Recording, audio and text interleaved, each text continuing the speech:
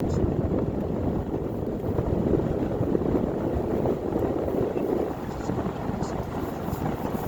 hello, people.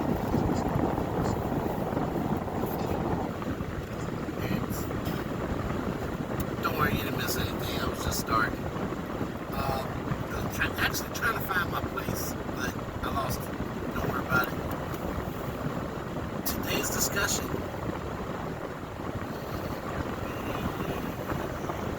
should we have kings or should we have councils, Congress, Parliament? What's the benefits of having a king or queen versus having 100, 200 people deciding the fate of a whole nation?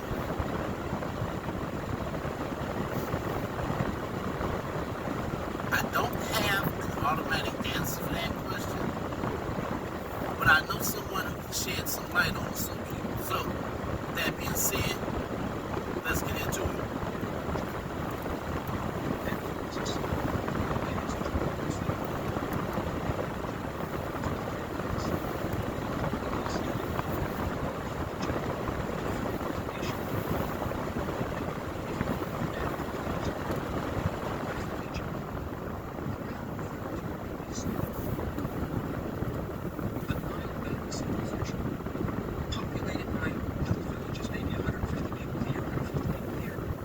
Perhaps 2,000. I'm not sure exactly the numbers. And Egypt was divided into two kingdoms, Upper and Lower Egypt. And if you remember, Upper Egypt is beneath Lower Egypt because of the Great Mountains. Well, right at the cusp of history in Egypt, written history, 3,200 BC roughly, Upper Egypt seems to be ruled by a king, and Lower Egypt by another king. And they had symbols. Crowns. The kings had different crowns. It's interesting, isn't it, that somehow a hat becomes a symbol of authority, and it's remained that way. The Queen of England always had special hats. Everybody's got special hats. And the kings of Egypt had special hats. In the south, there was the white crown. A tall white crown. Kind of comical. In the north, it's the red crown.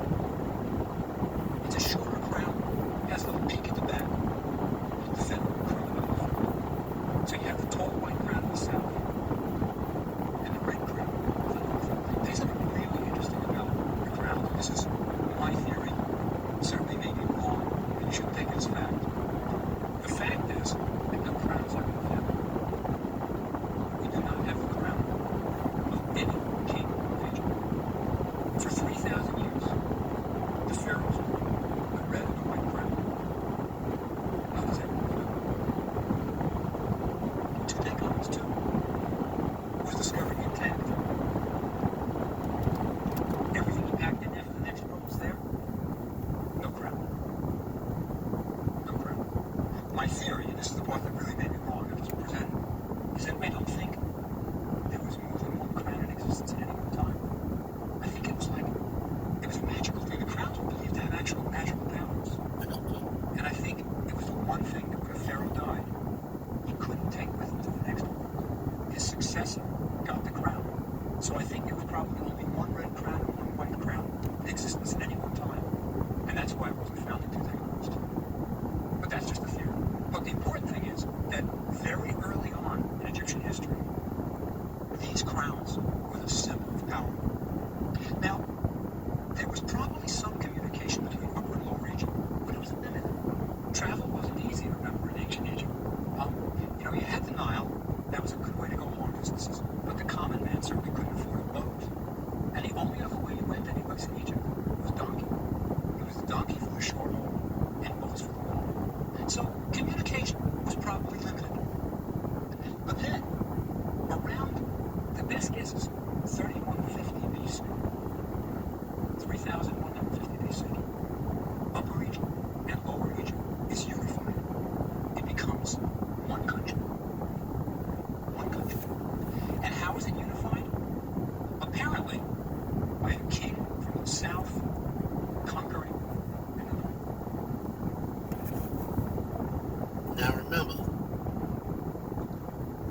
the south of Egypt is actually the north.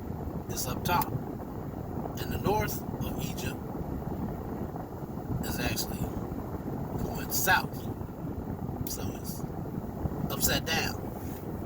Going downtown, you're going further north. You're going uptown, you're going further south. That's just the way that it is.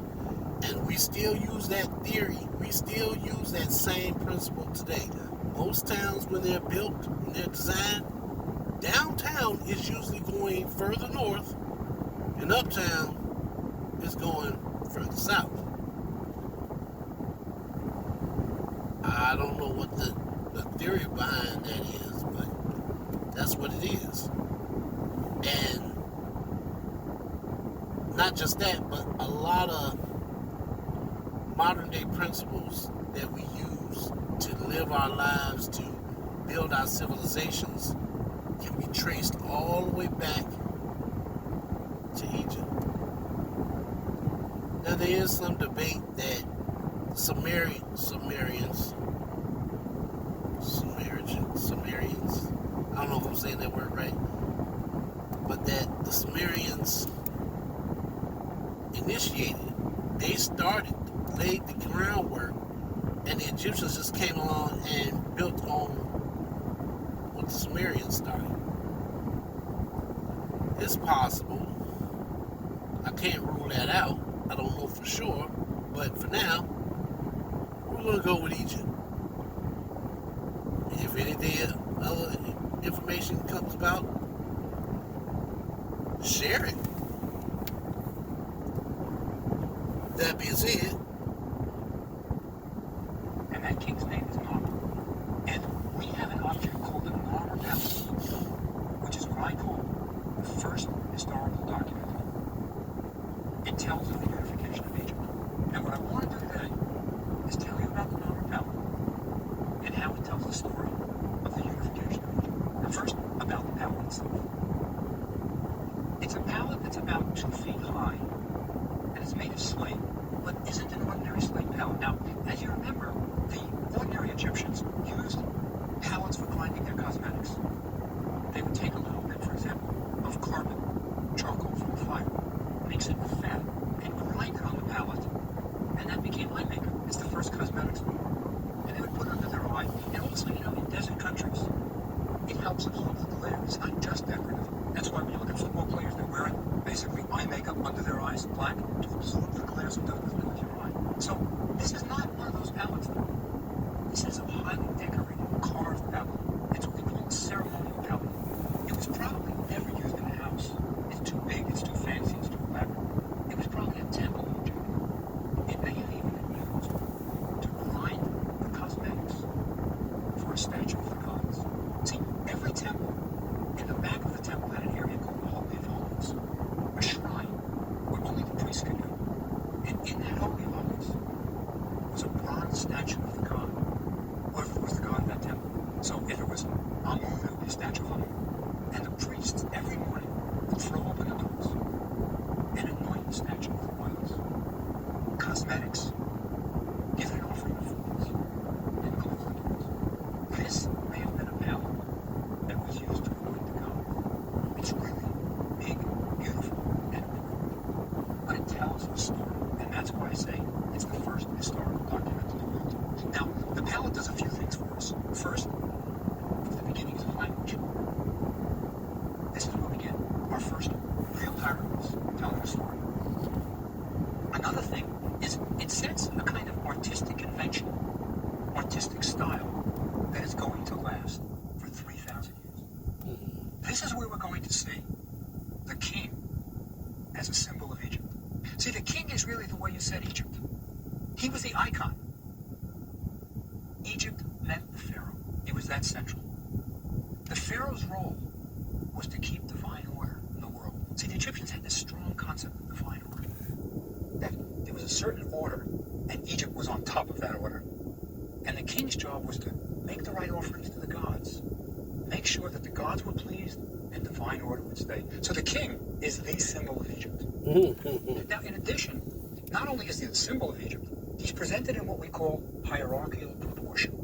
What? The king is bigger than everybody. When you Oh. look on a temple wall, everybody's not the same size. The king is about 4 or 5 times the size of a commoner. And he's almost the same size as the gods. Because he is a god on earth. He is the god Horus on earth. So, on this marmor palette, we see a king who is larger than everybody else. And he is the symbol of Egypt. Now, let me tell you what is on this palette. On one side of the palette, and it's carved on both sides, on one side of the palette, we see a king. He's got this tall white crown, so we know he's from the south. He's wearing the white crown. And he is in a pose that will be repeated for 3,000 years of Egyptian history. It's called smiting. He's about to kill his enemy. He has his arm raised. And in his arm... Now, that word, smite, I've heard it before. I've heard it in the English language. I've heard it, I'm almost positive I heard it somewhere in the Bible.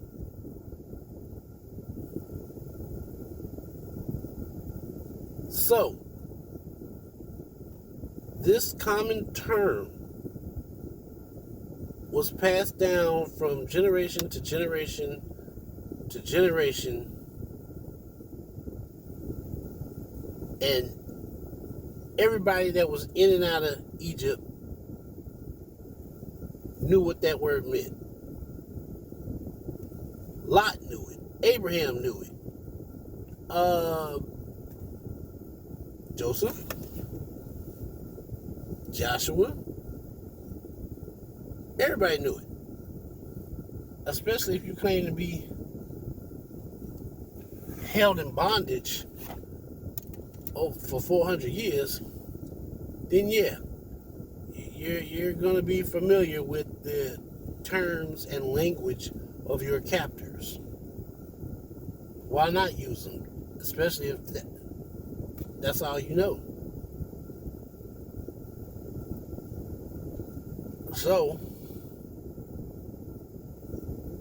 the king is in a pose where he's depicted as getting ready to deal a death blow, basically, to his enemy. And evidently that was a common practice. You come back from war, beating somebody down, they make this big stone portrait of you in your pose. I don't know, maybe it was Vogue before Vogue was popular. I don't know. I'm just saying. Anyway. He's got a mace. Now, a mace is a weapon. It's basically a rock on a stick. It's a stick that can be held in the hand with a big rock on the end of it, and you smash your enemy's skull with it. And Narmer is about to smite. He's got his hand raised. And in his other hand, he is holding an enemy. It's a man with a beard. And he's got him by the hair. This is a traditional pose that you're going to see for 3,000 years. Ramses the Great, 1,000 years later, is going to show the same thing. He's got the enemies by the hair, and he's about to smite him with a mace. So Narmer is a king from the south about to smite the enemy. Now, who is this enemy? Well, there are some hieroglyphs in the background that give you a clue. Behind the enemy, we see swampy plants. We see a kind of marsh, and we see some plants coming out. That might suggest this enemy is the ruler of the Delta area. Now, the Delta, of course, is a marshy, swampy area in the north of Egypt. And you know why it's called the Delta? That's because of the Greeks. When the Greeks came into Egypt, the swampy, marshy area was a triangle shaped like the Greek letter delta. So they called it a delta. It didn't have anything to do with swamp or marsh. It was just triangular. And now we've picked that up. So this person who was about to be killed by Narmer is perhaps the ruler of the delta. And when you look at the palette, there's some brutal things there. One of the things is the enemy, this poor guy from the delta, was about to be killed by Narmer, has a ring placed through his nose. And the ring is attached to a string which is held by a falcon. Now the falcon is the symbol of the pharaoh. So the pharaoh has the enemy through the nose. Wow. This poor guy is about to be dispatched by the king of Egypt. Now, quite interesting, behind the king is some little tiny guy. He's about 1/5 the size of Narmer. And you have to look really, really close when you're looking at the Narmer palette, which is in the Egyptian Museum in Cairo. You have to look really close. But he's carrying sandals. He's carrying a pair of sandals. He is the sandal bearer to the king. Carries the king's sandals. Now, I don't think it means that the king really wanted to change his shoes very often. But this is an official title. He is an important official. He's not just a toady who's bringing stuff, a gopher. No. This guy is like maybe the viceroy of Egypt. And he's behind the king. But he's only about 1/5 the size. Now, how do we know this is Narmer? How do we know his name? At the top, very top of the palette, is a rectangle. Now, that rectangle is called in Egyptian a serach. It's a rectangle that represents the palace. This is where the king lived. And inside that little rectangle are two hieroglyphs. A chisel and a fish. Right? A chisel and a fish. Those are the hieroglyphs for Nar and Mur. Chisel is Mur, fish is Nar. And that's how we know his name. Who's in the palace? Who's in the rectangle? Narmer. This is the first name we have of a king of Egypt. Narmer is almost certainly the first king of Egypt. And he writes his name in his palace facade, a serach. So we've got Narmer, the beginnings of hieroglyphs, and we've got him smiting the enemy from the delta. And if you look at the bottom of the palette, that side, you'll see enemies who are kind of almost look like they're swimming. They've probably been killed maybe, or they're trying to flee, something like that. They look just like the guy who's got this nose ring through him, this poor guy. But Narmer is about to conquer these guys. Now, an important thing to notice also on the palette, if you stare at it in the Egyptian Museum in Cairo, is that the palette has everybody standing on registers. There's like a line beneath the feet. This is another artistic tradition. You don't just let them float around. It's kind of too confusing. It would look a little disjointed. So registration, as we call it, having the people always stand on something, is a tradition. Even if you look at hieroglyphs, whenever you look at hieroglyphs in ancient Egypt, the birds are always standing on something. They're not just kind of floating around. So this is only one side of the palette, right? Only one side. But it's telling a big story. If you look very closely at Narmer, you'll see something really neat. He's wearing a belt. He's got a kind of girdle around him, and that's some sort of official garment. He's wearing some official garment. And if you look very closely at the little figure, this guy is kind of hunched over, and he's holding his shoulder. Now, why is he holding his shoulder? He's wearing a garment that doesn't fit him right. He's wearing a leopard skin. The leopard skin is the sign of a high priest. So he's also the vizier of Egypt probably, and a high priest. And for another 3,000 years, this leopard skin is going to be the sign of the high priest. So think about it. A leopard skin is not a form-fitting garment. He's got to hold it. He's hunched over. It's not very comfortable, but this is something that's going to be a tradition. And there's one other thing if you look at this little guy. He's got a little necklace on. And what that necklace is probably his seal of authority. It's a cylinder seal that was rolled out in clay to stamp his name when he had to do official things for the king. So we've got Narmer, and he's already got an official behind him. And he's conquering this poor delta guy. But that's only one side of the palette. On the other side, we have the conclusion of the story. We've got what happens.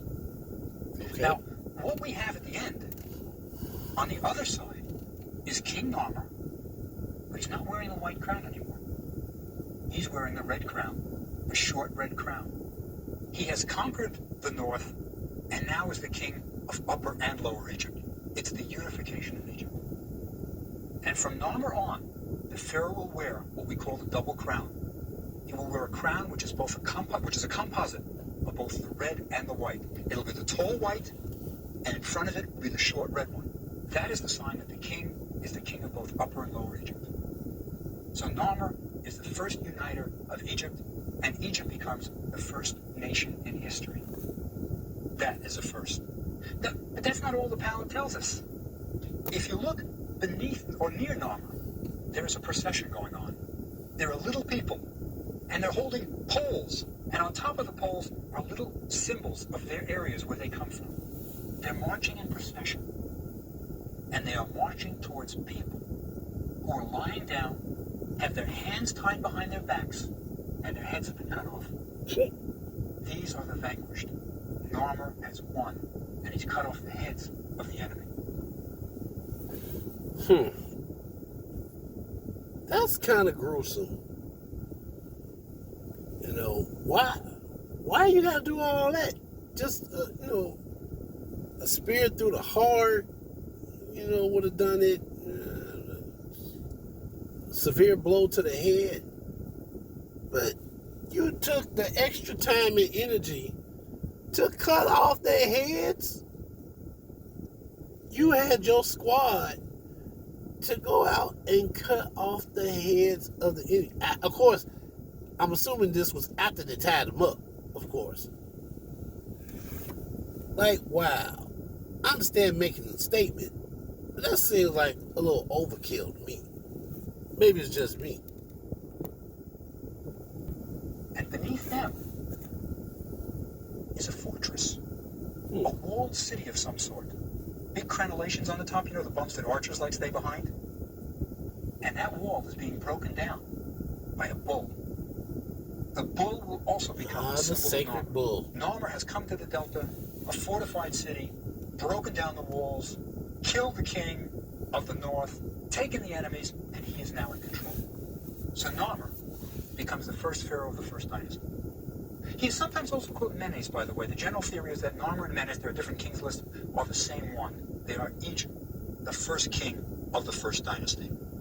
Now, why is the Narmer palette so important? Let me tell you one curious thing about it, that it's, again, my personal theory, and it's kind of strange, but I think it might be right. If you look very closely at the hieroglyphs and the images that are drawn on the Narmer palette, and I've spent hours standing in the Egyptian Museum looking at it. I've looked at enlarged photos of it. I think you also will be convinced, as I am, that the Narmer palette was carved by two different people. One side is carved by one person, and one side is carved by the other. Now, why do I say that? If you look, for example, at the serechs, those rectangles that represent the palace, you'll see they have different numbers of doors in them. They're totally different. The same artist would never do that. And the same is true for other elements of the palette. If you look at the figures, they're carved completely differently. Now, I don't know what it means. I'm not sure. But I'll give you just one suggestion that, again, is theory, and I emphasize it's theory, but it kind of shakes the established interpretation of the Narmer palette. What I wonder is this. If the palette is indeed carved by two different people, and I'm quite sure it is, why? It's a small object. Why did two different people do it? Now, it could be something trivial. It could indeed be, say, the artist was sick. He said, Harry, you take over. Somebody else did it. Could be. But it also could be that some time passed between the carving of the first side and the carving of the second side. And that could mean that we may be reading the palette wrong. How do we know to read the side that I said is the first side first? Maybe we should read it the other way and we get a different story. It's just a possibility. I suggest it for another reason. I have another reason why I think we might be reading it backwards. Okay. Which side would you consider the first side the most important? I would consider the one that has the round depression of the intertwined necks, because that's where you grind your cosmetics. That's where the cosmetics were ground. And certainly that would be the first side, the most important. So there's just a slight chance that this first historical document in the world may be being read backwards. But I just throw that out as a suggestion. It's a kind of partly baked idea. But I just wanted to mention that at least you know that the Narmer palette was carved by two different people. And that I think everybody would agree with. Okay. Now, why is this so important? Well, it's not just that it's the first document in history. It's that it's going to set up Egypt in such a way that Egypt can rule the entire Near East. Because now Egypt has a single king who is a god on earth. Remember, that poor little guy from the Delta with a ring in his nose is being held by a falcon. The pharaoh was Horus on earth. Remember, Horus was the son of Osiris who was killed. He's the avenger. He's the one who set it right, who defeats his evil uncle Seth. So the pharaoh says. As Horus is a god on earth. Now, other nations in the Middle East, ancient nations, had kings. But the king was not a god. Only Egypt had a god. And there are real virtues to this. So we have Egypt unified under a god king. Now, why is that great? I'll tell you why. If you have a completely powerful ruler, you can do almost anything. You know, Plato said it. Plato wrote a book called The Republic. And in The Republic, Plato talks about what's the ideal form of government? What's the best way to rule a nation? And Plato came up with, you should have a philosopher king ruling. Now, he was a philosopher, of course, so he would want a philosopher ruling, but there was a rationale behind it. Plato said, you want a philosopher because you want a society that's just, that's fair. And justice, who better to determine that than a philosopher? But you want him also to be a king because you want him to have absolute power. You don't want him to get stuck in bureaucratic red tape. You want him to know what's right and then do it. No ifs, ands, or buts. So Plato said, the best government is a philosopher king. Thomas Hobbes, the political philosopher, said much later that the ideal form of government is a monarch, a king.